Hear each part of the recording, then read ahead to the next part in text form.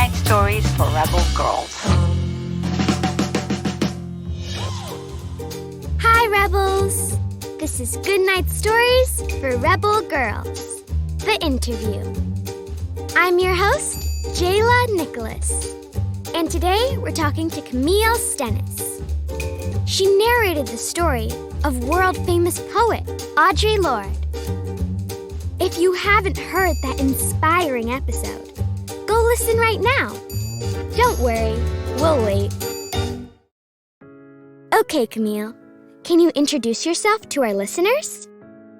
I'm Camille Stennis, a proud Black woman, a proud lesbian, and I happen to be an audio producer and sound designer at Rebel Girls. You brought us the story of Audre Lorde, a poet, writer, and advocate for people of color and of the LGBTQ+ community. What about her story inspires you?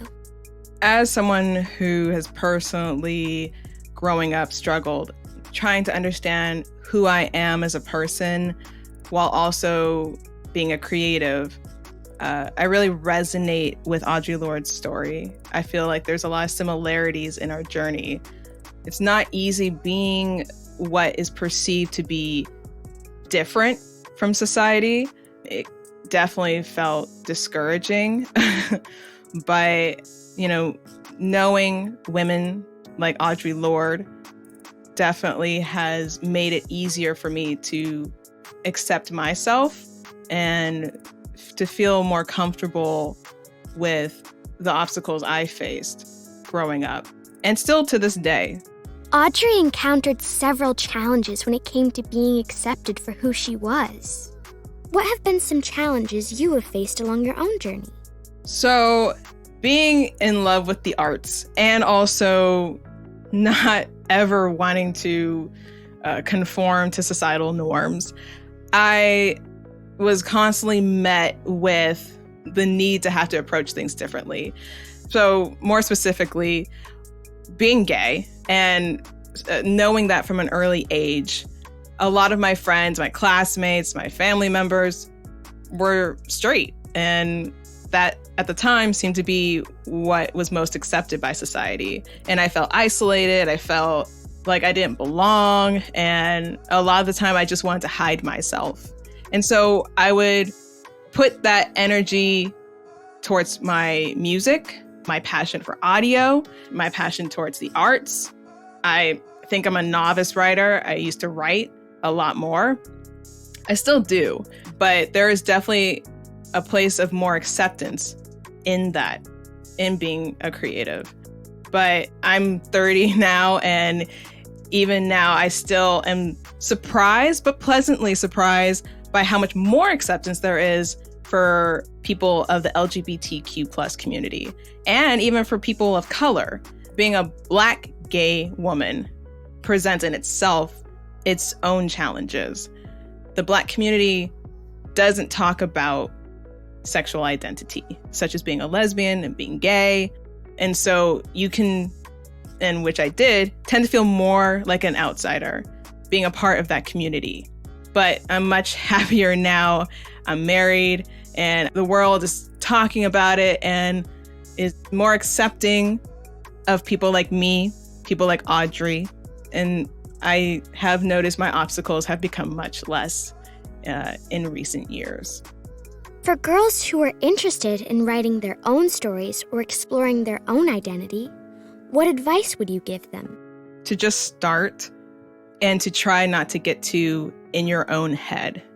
To trust your instincts when you're initially getting started exploring who you are as a writer, as creative, as a person, trying to figure out who you love, who you like, who you want to be with, who you don't want to be with, how many people you want to be with. Because, Audre was also known for not just being with one romantic partner. She followed her heart. And so I recommend for, kids who are interested in exploring more of their identity, trying new things, exploring their creativity, to just start and trust your instincts.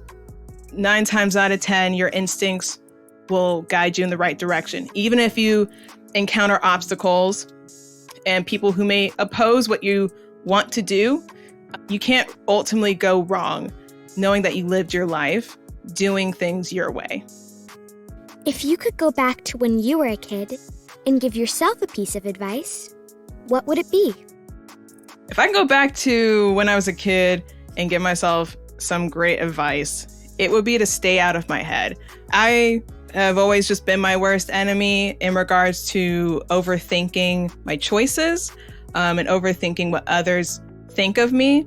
I would tell the younger version of myself to just do what you love, do what you want to do, talk about what you want to talk about, because when you do get in your head, you also inadvertently cut off certain relationships with your family, with your friends, because those who care about you, the friends and family that care about you, only want to help. And they also want to understand.